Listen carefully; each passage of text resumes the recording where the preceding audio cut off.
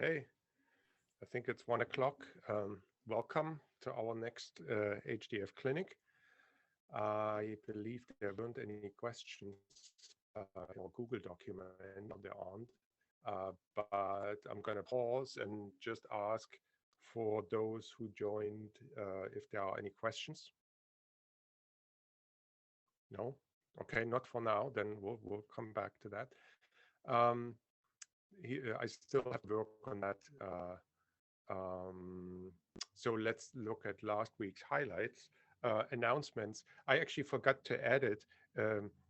Starting yesterday, the DOE, the Department of Energy here, has a very interesting, for people interested in storage and I/O, a very interesting workshop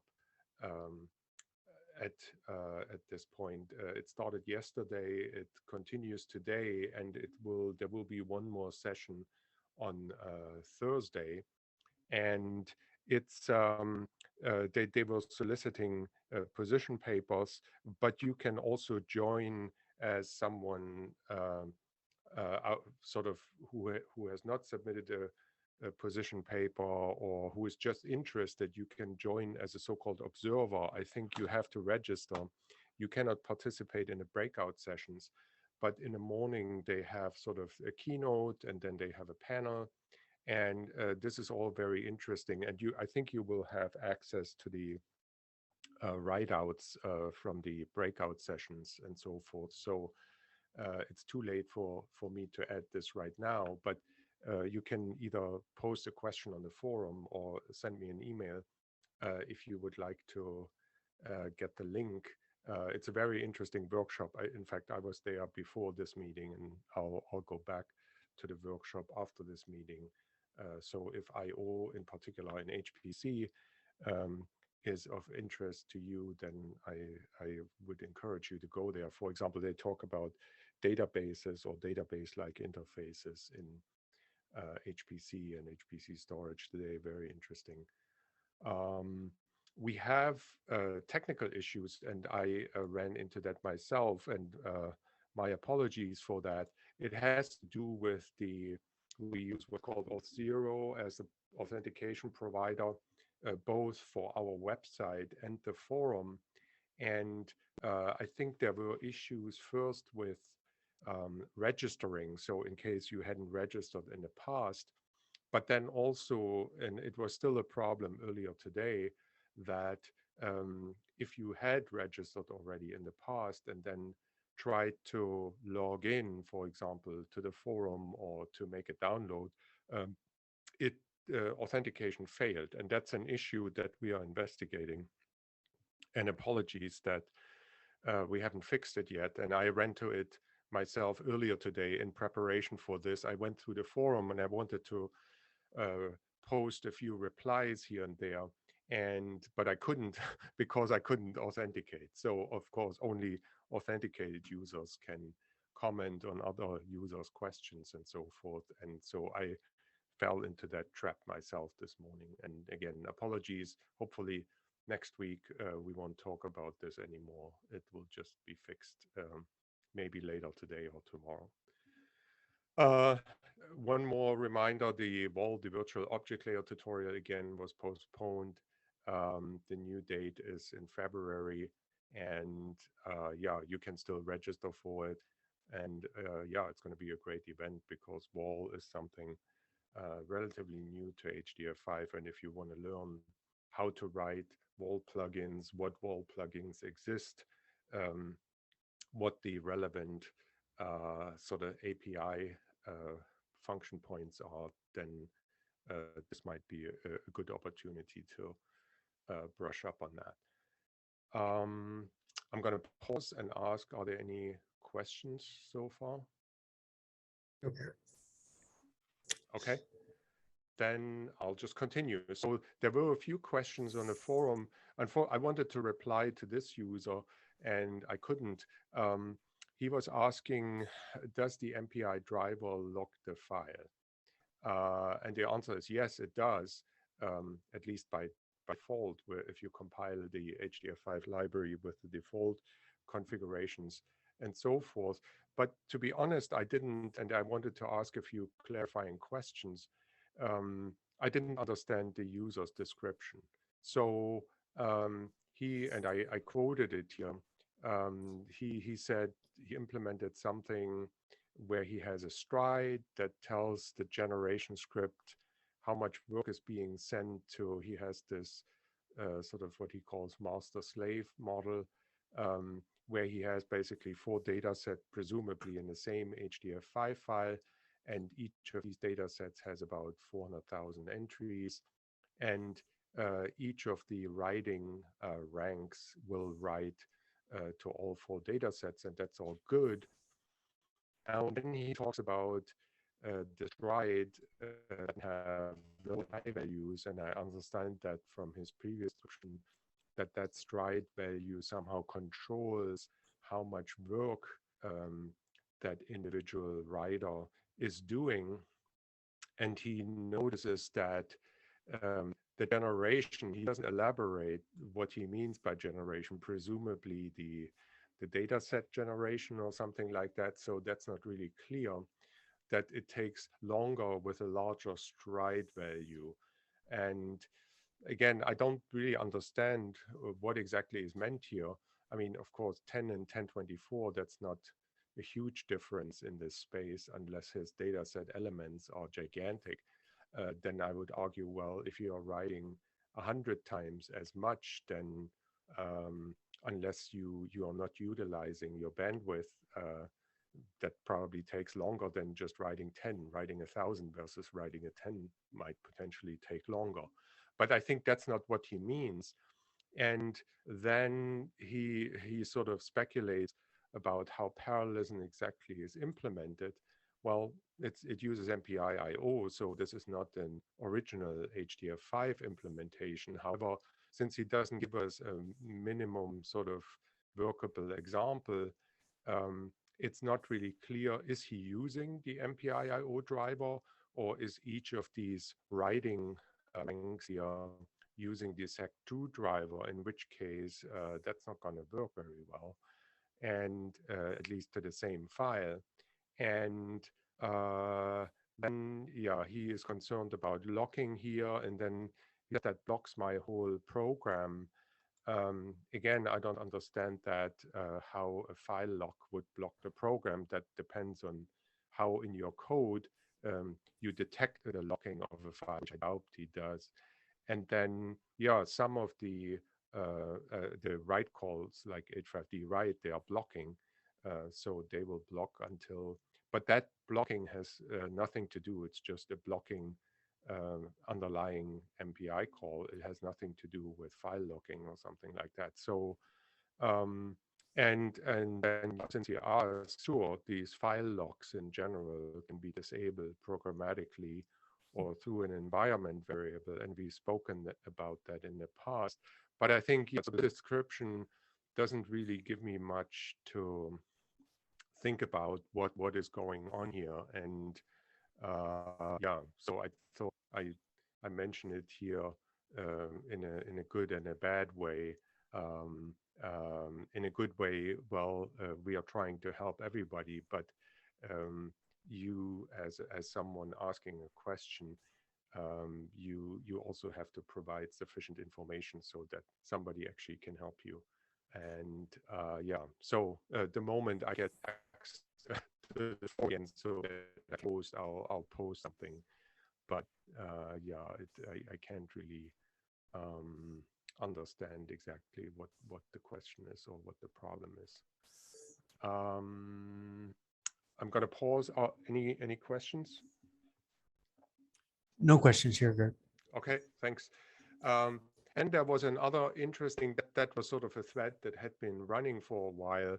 I remember a user was asking about using the Java interface to write variable length sequence data, so use it with variable length. And the conclusion was basically that the current HDF Java library that is part of the HDF5 distribution does not support variable length data, with the exception of variable length strings. And there are all kinds of issues. I think Alan Byrne commented on that. basically pointing out, yeah, it has to do with in this wrapper, so to speak, that we provide. You use JNI, the Java native interface, and you have to do a lot of pointer munging and whatnot, and so it's pretty ugly with variable length data, and that's why, other than variable length strings, variable length sequence strings, we don't really support other variable length data types. But then Rick from HDFQL chimed in and said they actually just implemented the support for variable length sequence data types in Java in HDFQL, and he provided an example that I think is very nice and also very intuitive, at least for my money. So the example that he provided was, so let's pretend we have something like a compound type here. We call it data, and it has the following fields. It has sort of dimension, shape type, interpolation type, integration type, yada, yada, yada. So this is from some kind of application domain. And here we have two sort of in-memory structures that might be represented as variable length sequence types in an HDF file. So he uses Java array lists to represent these variable length sequences. And here he has my connectivity and then my phase connectivity. So it looks like, like a computational topology or geometry where you have mesh connectivity. So you have maybe a triangular mesh or something that's going to store vertices and edges or other geometric shapes and so forth. And that's great. Then he just creates two read and write buffer, and then he uses HDFQL. These are, by the way, the Java bindings. We talked about HDFQL in previous clinics, and again, the sort of the pattern is more or less the same for all the host languages that HDFQL supports. So HDFQL supports C, C++, Java, and I believe R and Python and .NET and Java, and so the general structure of the code was the same. You would in the host language, which is Java here, write the memory notation, and then you do that in Java, and then basically down HDFQL queries, and then there's actually a HDFQL class of some sort or an HDFQL module that has execute method, and then feed that query that can be parameterized in some cases. You feed that query to the execute method, and that makes all the magic happen. And last here we create a file, then create a data set. And of course, this is where it gets interesting. How do you actually sell, how do you convey in-memory buffers, for example, this write buffer here or the read buffer on the way out? How do you sell that to such a query? And the way is, at least in the Java bindings here, they have this HDFQL variable register thing. So you basically integrate that into your query string, and so both read and write. So this was the buffer. Write was that data array that contained the data to be written, and read was that data array that contains the data to be read. And so we just interpolate that into the query, and HDFQL does pretty much the rest. So we execute that read, and then here's that memory keyword where we sort of tell the query language where that value is coming from, that it's coming from a array in memory, and that on the way when we read the data from HDF5, that it's going, that the destination is again a buffer or an array in memory. And then we basically print what we read. We print that read buffer, so it has only one element, so we just take read of 0, and then here are the fields or the components of that type, and including down here the variable length sequence expressed as array lists over which we can then iterate. So this is what the two loops here do. We basically look at the length of these sequences, and we just iterate over them and print the vertices, let's say, or the edges, or whatever it is in that particular context. So I thought that that's pretty nice and painless, and it's Java. And Java, when it comes to sort of interoperability with C libraries or native libraries, it's not the prettiest, but with the HDFQL sort of embedding, it actually looks pretty. I mean, it looks almost intuitive, I would say.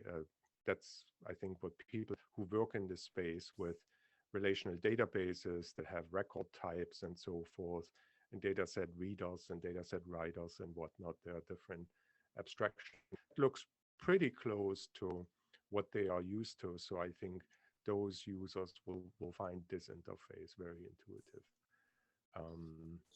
Okay, so that was just an update. And HDFQL, I don't know if that's, I believe in his comment, Rick didn't say if that new version of HDFQL is actually available already, or if that's something that's coming very soon. But yeah, from what it sounded like, it will be there in the next version of HDFQL whenever it gets released, or whenever it was released.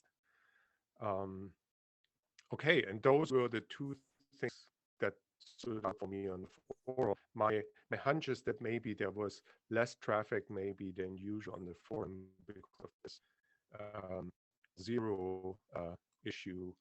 But yeah, hopefully we'll get that resolved soon, and then we will see more people chiming and joining the conversation.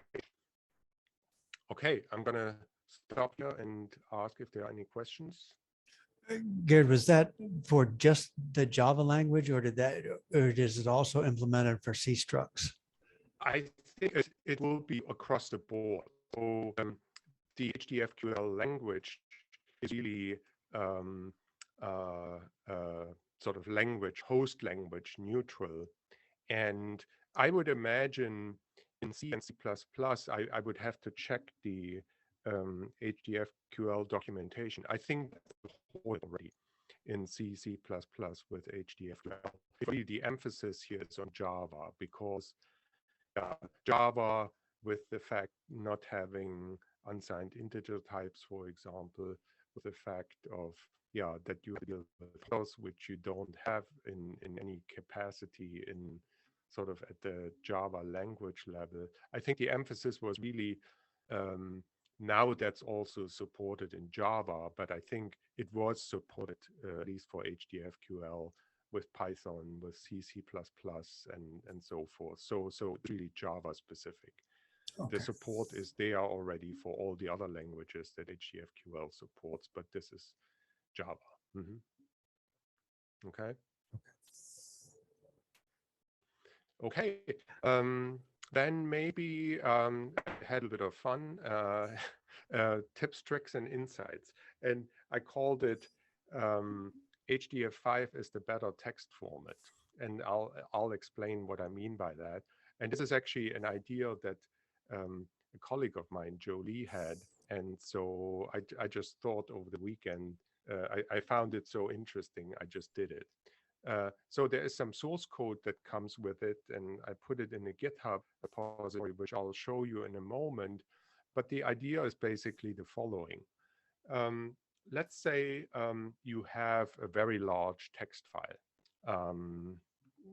from whatever context. It could be a large extract from Wikipedia or something like that, a gigantic log file or something like that.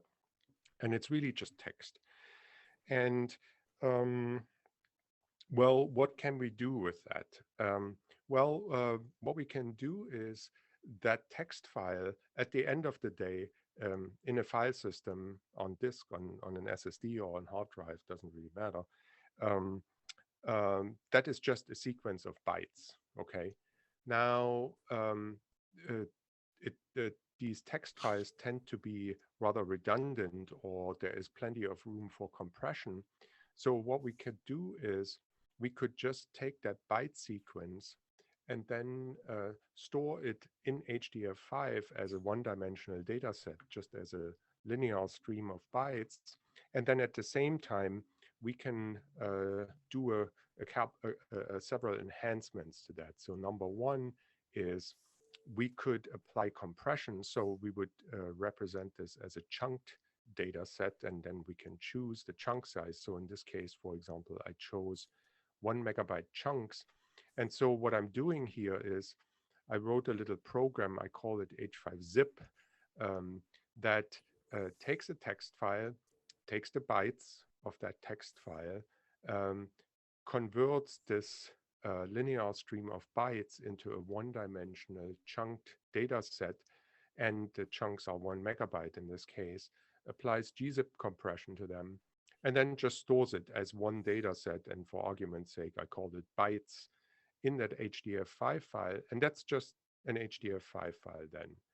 Now, before we look at the code, and I can give you a quick demo, is, well, why is that such a good idea, or why would that be interesting?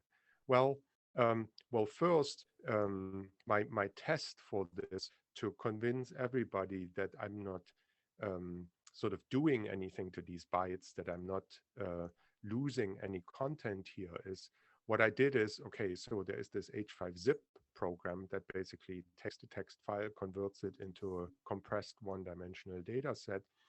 The reverse of that would be, call it H5unzip, and that does the same thing. It just reads back that one-dimensional data set and writes byte for byte that data set back into a presumably test file.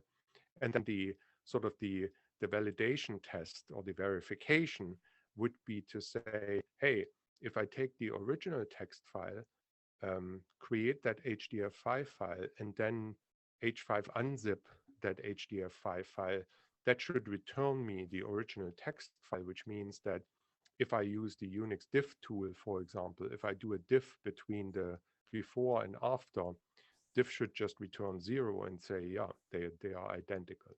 And it does, and I'll show you a demo in a moment. Another big pro is size reduction. So I've run some experiments on text files that, I mean, they go up in size pretty quickly. I mean, if you look at, let's say you're running a web server or something like that, you have a gigantic log file from Apache or something like that. So you might have hundreds or tens of gigabytes of text files, and if you run H5zip on that, that resulting HDF5 file will be much smaller. What you also get, since we are now dealing in HDF5 with a one-dimensional data set, you get random access.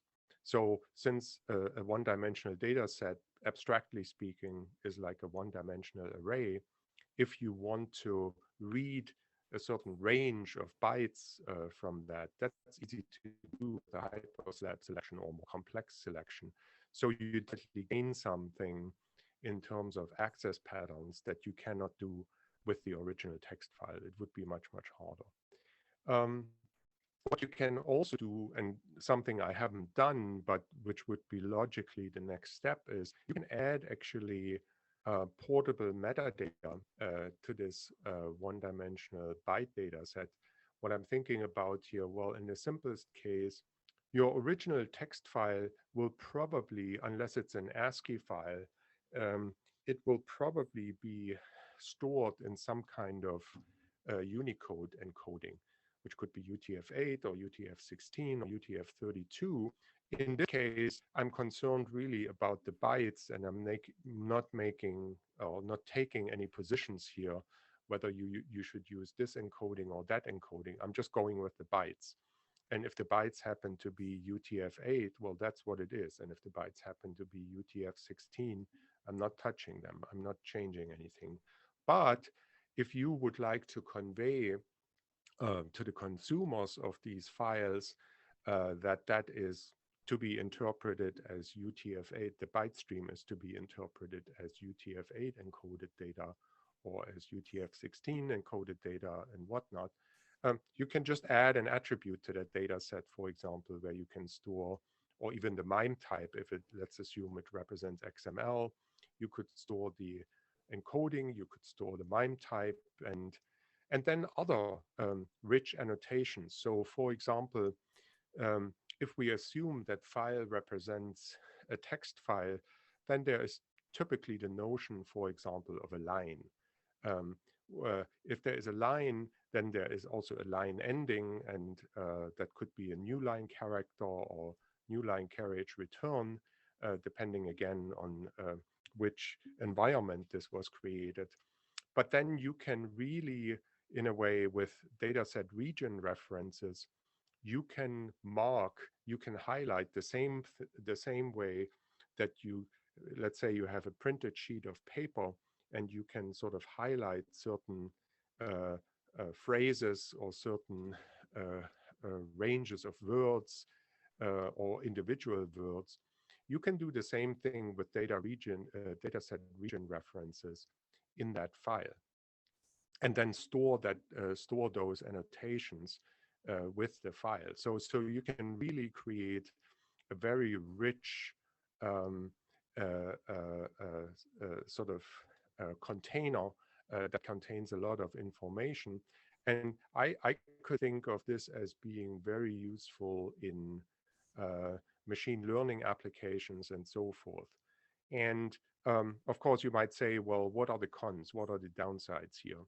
The way there might also be an application here for user block, although if the file is very large, then maybe you don't want to do that. You could take just for extra critical or extra distrusting server users, you could jam the original file into the user block of that HDF5 files, just that users can see that the compressed byte sequence that's contained in that original text file is actually preserved verbatim or byte for byte in that data set. But that's aside. Of course, if you have 100 gigabyte text file, it makes no sense to put that into the user block. I think you want that, let's say it compresses 100-fold or something like that. You want to go with that much smaller file and not waste all that space in the user block. But then there are downsides. The most obvious downside I can think of is if you are now thinking, oh, that would be a great backend for a text editor. No, it wouldn't, for the simple reason that although you could annotate it richly like this with these dataset region references, if you just changed an individual character, that would be okay, although that could be problematic for variable length Unicode encodings like UTF-8. Let's say you change a code point that initially required 4 bytes to represent, and to a Unicode code point that now requires only 1 byte or 2 bytes. Well, you would have to then annotate somehow that you are not actually using the original 4 bytes, but only 2 bytes of it, or worse. Well, the purpose of an editor is typically, yeah, that you will remove regions of text or move them around and so forth. And sure, you could implement something like that on top of a one-dimensional data set, but it's not really intended for that. And so no, it's not suitable as an editor backend and so forth. But for read-only workloads with rich metadata annotation, I think this is a fantastic thing to have. And I can sort of give you a quick, the code itself is not very exciting, but I picked as an example here of the internet, there is a UTF-8 encoded sample. So you see all these interesting characters in here. And so this is a nice UTF-8 encoded file. And then I can take my H5zip application here and if I can type and use UTF-8 demo.txt, and that in this case creates an HDF5 file, which I just call h5zip.h5. So if I run h5 dump on h5zip.h5 and do less on that, then you see here, okay, this is a signed byte or signed integer, 8-bit integer data set, and it has 51,004 bytes. And you see these bytes rendered as unsigned integers. And of course, you can see a lot of repetition and redundancy, and there will be new line characters and carriage return characters and whatnot, and it's all here.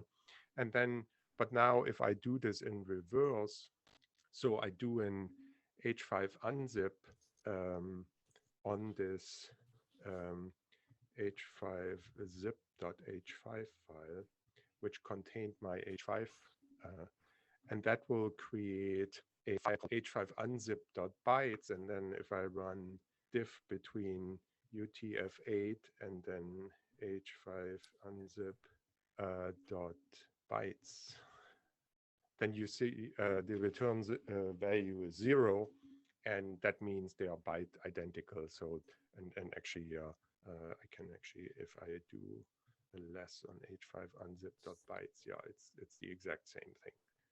Okay, so that was just a fun exercise in the code. Again, you can see the code on GitHub. I have it here. I mean, nothing. That's why I quickly did it on a weekend.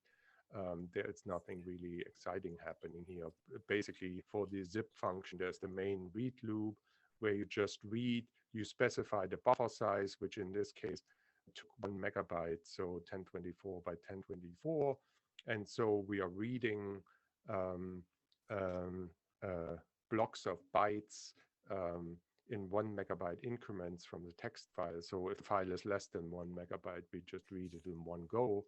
And then we just keep growing our data set. So we keep updating h5d set extend, and then do hyperslab selections for the writing and so forth. And that's all good. So there's nothing special and exciting here. And likewise on the side, the same thing in reverse, where we are basically reading it chunk by chunk or buffer by the buffer happens to be the chunk size in this case. And yeah, we are just selecting hyperslabs and read it, and then we'll write it to the destination text file. And that's it. So there isn't really going on. But I think it's an idea of the time. I want to refine this a little bit because, yeah, I think especially for people who work with machine learning applications and add sort of rich annotation to the text, so really for read-only use cases, they are not changing the text or anything.